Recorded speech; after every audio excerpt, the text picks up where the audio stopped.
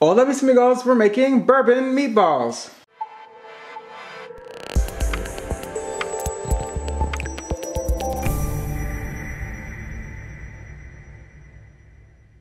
This is going to be another quick and easy one for us today. Here I have 2 pounds of meatballs. You can use frozen meatballs or you can make your own.